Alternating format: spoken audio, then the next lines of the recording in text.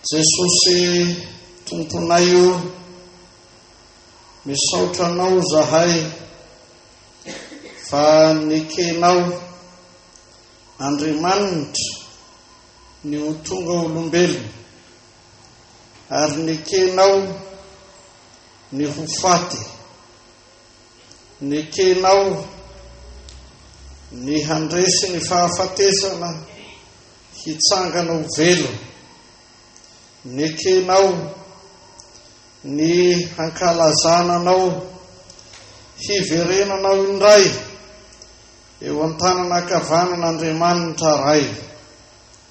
Mangataka aminao zahay mba ho takatry ny sainay ho azo ny fonay hivelomanay isan'andro ny dikan'izany fiainanao Andriamanitra tonga nofo nanaiky hijaly sy ho faty ary hitsangana maty ho fanamarinana nay izany. Ampio zay rehefa namasina mba tsy ho amin'ny fahazarana ny fiainanay fa ho amin'ny fahavelomana marina ao aminao. Ampio zahay mba ao ny fahafatesanao Jesosy, ho fahafatesanay amin'ny ota tokoa, ary ny fitsangananao Jesosy ho fahavelomanay marina tokoa, dia hita ho velona ao aminao isan'andro izahay. Amin'ny anaran'i Jesosy tomponay, amen. Faly miarahaba antsika ry havana amin'izao alahady ny sapandrofia izao. Faly miarahaba manokana anareo Efelema eto Sesel amin'izay andraisana izao famangian'ny Fiangonana Luterana Malagasy zao sy hanamafisantsika orina ny fiorenan'ny Fiangonana Luterana Malagasy eto Sesel izao.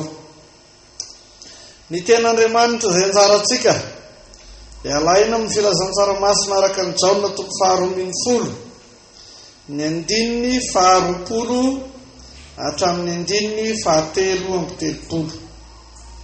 Jaona 2:20 9:20 hatramin'ny 9:30. Filazantsara-masina araka ny Jaona 2:20 9:20 hatramin'ny 9:30 vakina toy izao zany amin'ny anaran'i Jesosy. Ary nisy Grika sasany tamin'izay niakatra hivavaka tamin'ny andro firavoravona, ary izy ireo nankany amin'ny Filipo avy amin'ny Betsaida any Galilea, dia nangataka taminy ka nanao hoe, Tompoko, mba tahitan'i Jesosy zahay. Dia lasa Filipo nilaza tamin'ny Andrea, ary Andrea sy Filipo lasa nilaza tamin'i Jesosy. Ary Jesosy namaly azy hoe, tonga ny fotoana ankalazana ny zanak'olona. Lazaiko aminareo marina dia marina tokoa, raha tsy latsaka amin'ny tany mivombarika maty dia mitoetra foana izy, fa raha maty kosa izy dia avokatra be. Izay tian'ny ainy ny mahavery zany, fa izay mankahala ny ainy amin'izao fiainana izao no hiaro zany ho amin'ny fiainana mandrakizay. Raha misy olona manompo ahy dia aoko izy hanaraka ahy, ary izay toerako dia ao koa no itoeran'ny mpanompoko. Raha misy olona manompo ahy dia hankalaza azy ny ray, ary ankehitriny mangorohoro ny fanahiko. Ary ahoana no lazaiko? Raha io, vonjeo aho ho afaka amin'ity ora ity, nefa izao ny heviako amin'ity ora ity. Raha io, mankalaza ny anaranao. Dia nisy fiavy an-danitra nanao hoe, efa nankalaza azy aho, ary hankalaza azy indray. Ary ny vahoaka izay nitsangana teo ka nahare dia nanao hoe, kotokoraro zany. Hoy ny sasany, anjely no niteny taminy. Jesosy namalaka nanao hoe, tsy noho zany natongavana izany feo zany, fa noho ianareo. Fa ankehitriny ny fitsarana izao tontolo izao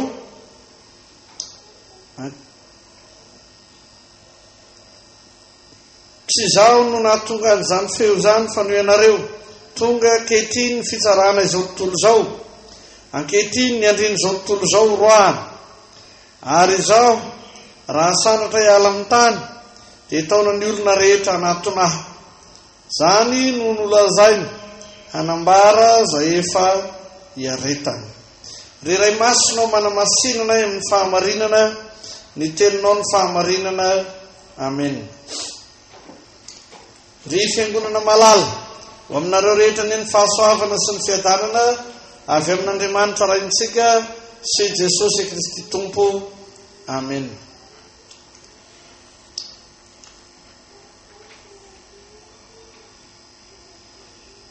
Amin'ny maha alahatin'ny sampandrofy azy dia tsy vitsy no mieritreritra fa izany dia fankalazana ny mpanjaka hiakatra amboninahitra. Kanjo ny mifanohitra amin'izany indrindra no ambara eto, sy izay hiakaran Jesosy amboninahitra araka ny fiheveran'ny olona, fa izay hidiran Jesosy amin'ny lalan'ny fahafatesana. Raha nanomboka ny ministerany arak'izay lazainy Jaona 2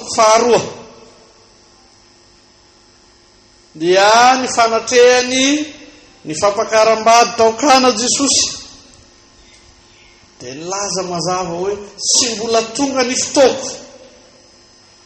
Raha vehivavy moa mifaninona akory izaho sy ianao, fa eto dia tondroiny mazava hoe tonga ny fotoana hankalazana ny zanak'olona, hoy ny 9:20. Ary kosa amin'ny 9:30 tonga ankehitriny ny fitsarana izao tontolo izao, ankehitriny ny andrian'izao tontolo izao no horoahana. Ity dia fanambarana mazava ny amin'izay maha Andriamanitra feno an Jesosy, mpanjaka ny mpanjaka, sy ny maha olombelona feno an Jesosy, tonga hamonjy ny mpanota. Tonga ny fotoana hankalazan'ny zanak'olona, hoy Jesosy. Raha nambara ny tany aloha fa mbola tsy tonga ny fotoako, dia ambarany mazava ankehitriny fa tonga ny fotoana hankalazana ny zanak'olona. Fa amin'izany fankalazana ny zanak'olona zany dia tonga koa ny fotoana hitsarana izao tontolo izao na hanamelohana ny andriana ny izao tontolo izao, ka hoy izy ny andriana n'izao tontolo izao no horoahiny. Tonga ny fotoana zay hiarierehan Jesosy tokoa fa mpanjaka, ary ho foana ny fahefana sy ny heriny zay rehetra mihevitra ny tenany na hiverina ho mpanjaka. Kanefa mbola diso fihevitra ny amin'izany ihany ny olona, hoy izay lazany ny 9:20 azy. Ary nisy Grika sasany tamin'izany niakatra hivavaka amin'ny andro firavoravona, ary izy ireo nakany amin'ny Filipo avy any Betsaida any Galilea, dia nangataka taminy ka nanao hoe, Tompoko, mba tahita an Jesosy izahay. Fa ity faniriana hitan Jesosy ity dia faniriana hahita ny mpanjaka be voninahitra, ahita ny mpanjaka amin'ny fitafiany malaza indrindra. Fa amin'izany no ilazany Jesosy mazava tsara ka hoy izy raha tsy latsaka amin'ny taniny voambary ka maty dia mitoetra foana izy, fa raha maty kosa izy dia hahavokatra be. Ity no ilazany Jesosy ny maha izy azy, ity Andriamanitra velona maharitra mandrakizay, nefa nanaiky ho tonga nofo ity, ary tsy tonga nofo hitovy amintsika ihany, fa tonga nofo hitondra ny fahotantsika manontolo. Ka hoy izy raha tsy latsaka ao amin'ny tany ny voambary ka maty dia mitoetra foana izy, fa raha maty kosa izy dia hahavokatra be. Fa izao indrindra no ambarany amin'izany, na dia Andriamanitra izy nanaiky ho tonga olombelona, ary ny fahatongavany olombelona dia tsy maintsy tonga amin'ny fahafatesana, mahazahoany mamonjy mpanota maro. Ary zany dia azavainy ny hoe raha misy olona manompo ahy dia aoko izy hanaraka ahy, ary izay toerako dia ao koa no itoeran'ny mpanompoko, izay toerako dia ao koa no itoeran'ny mpanompoko. Ity dia lazainy mialoha amin'ny Jaona 4:12, handeha ao izy ka mboatra fitoerana ho anareo, ary izay toerako no itoeranareo koa.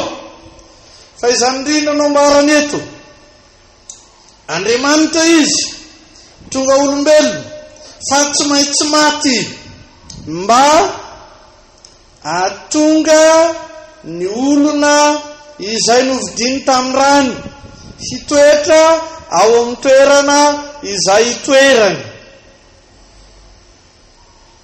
Andriamanitra izy mpanjakan'ny mpanjaka zany, fa tonga olombelona kanefa manaiky ho faty ho latsaka amin'ny tany tahaka ny voambary mba hamoa be ka hitondra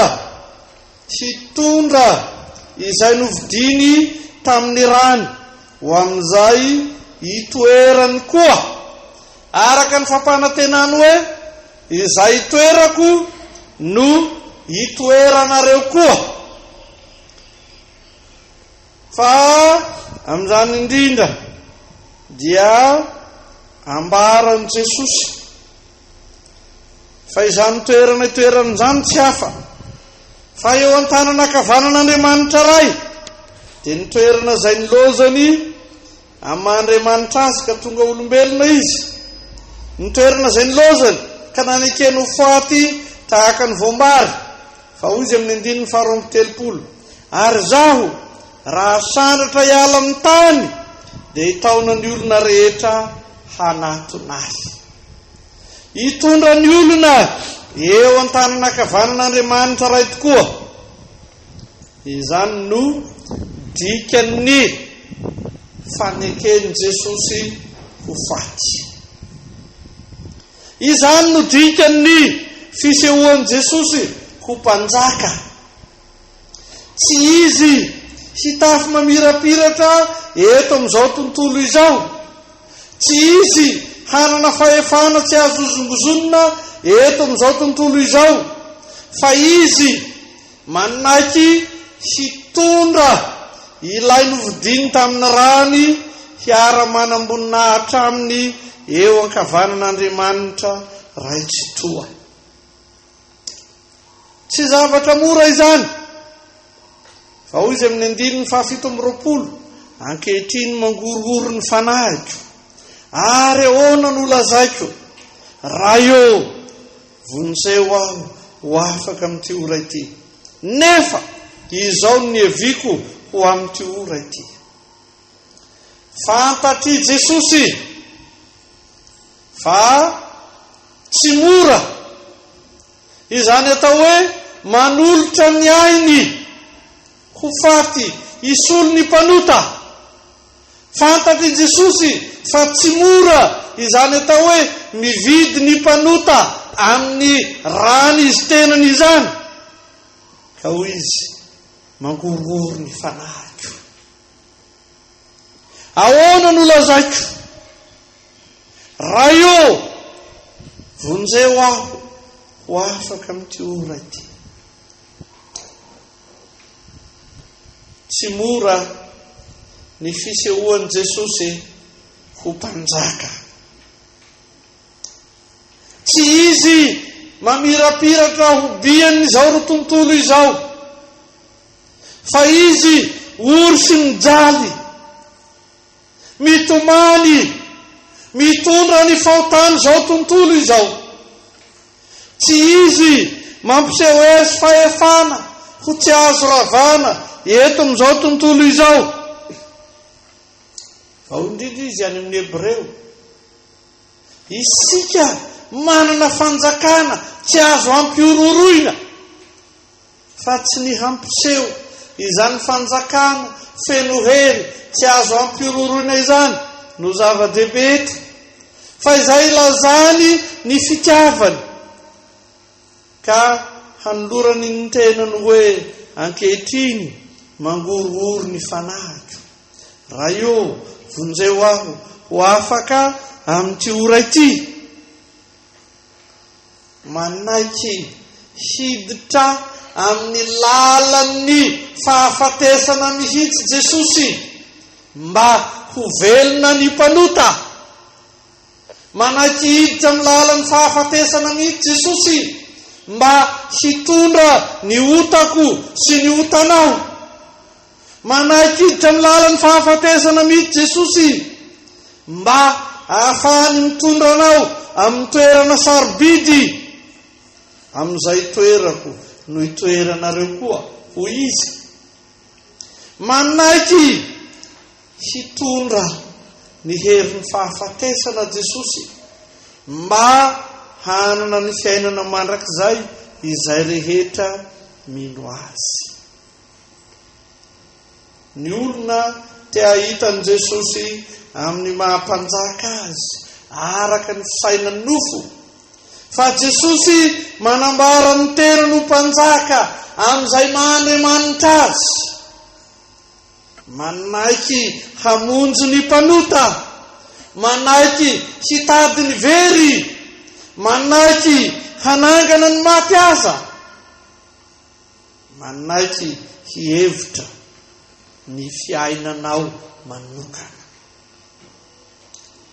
Izany no alehiben'ny fitiavan'Andriamanitra an'izao tontolo izao, lazain'ny Jaona 7:9. Izany no alehiben'ny zava-miafy ny fanjakan'Andriamanitra manolotra ny fitiavany indrindra anao. Fa izany fanambarana izany dia fanambarana ankapobeny ho an'ny olona rehetra. Fa ity no sainy sy dinio amin'ireo fiangonana miisa 4 tapitrisa eto anivo ny Efeleny, amin'ireo trano fiangonana 7 latsaka kely, dia hevero ny fitiavan'i Jesosy anao ka nanatonany anao aty sesary.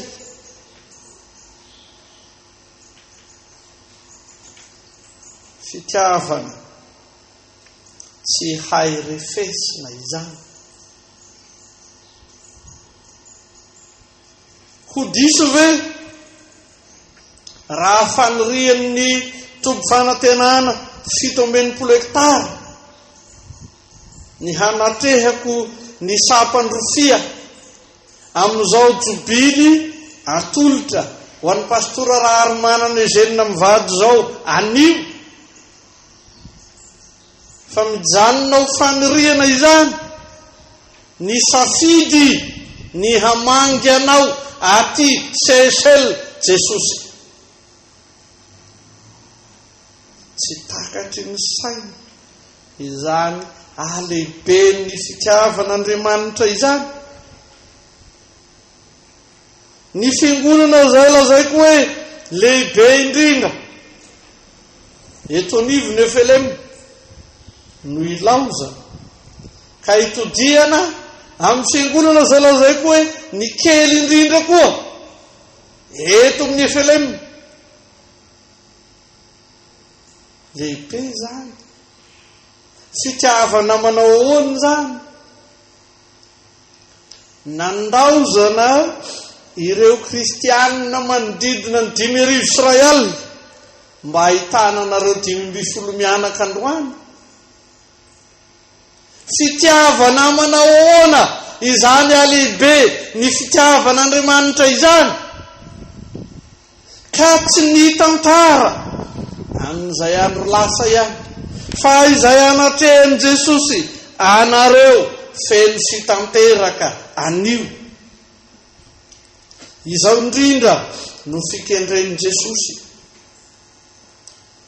Tsy izy hipetraka amin'ny seza amboninahitra ety an-tany, fa izy ho faty hilatsaka amin'ny tany toy ny voambary mba hamokatra be ka hitondra anao ao amin'ny fanjakany eto an-tany sy any an-danitra.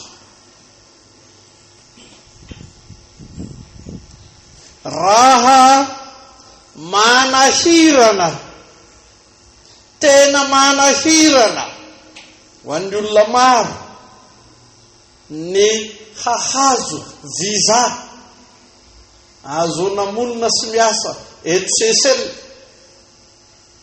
Lazaiko anareo fa raha mora izany efa nibosesika eo ny olona, fa tsy mora izany.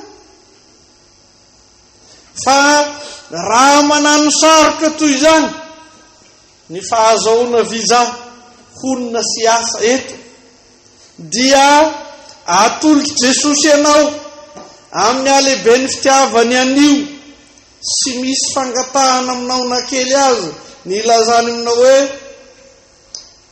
ary zay toerako dia ao koa no itoeran'ny mpanompoko, ao koa no tiany hampitoerana anao amin'ny fanjakany eto an-tany sy any an-danitra, no anehoany mazava ny alehibe ny fitiavany anao manokana.